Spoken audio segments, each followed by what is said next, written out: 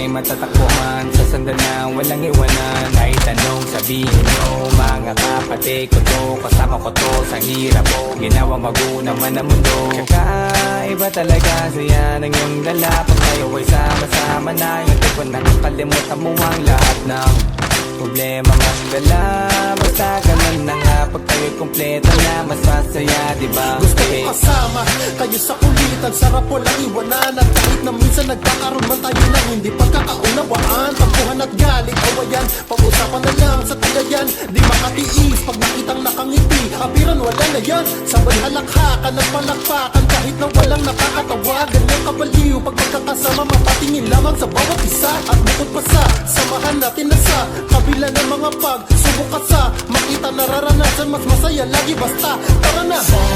Sama tayo at walang mag-iiwanan.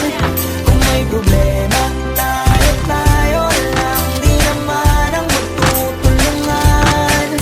Hindi pwedeng may maiiwan, lahat kasama pag may kasiyahan. Kaya't sama tayo na parang magbabarkada. Kami ay mga magkakapatid, magkakaibigan lang tingnan, nagkakapikunan man minsan, wala pwede namang iwan. Kami din ang magkakasangga sa lahat, kahit gano'ng kabigat, ano bang hirap, mapapalitan na sarap. Basta tayo ay magsikap, tsaga na sa tawa pagkasama sila, pero hindi na bago, walang kasing saya. Kaya sa kanila kompleto na, kung may kapatid ka na, may tropa pa, hindi ko takota na.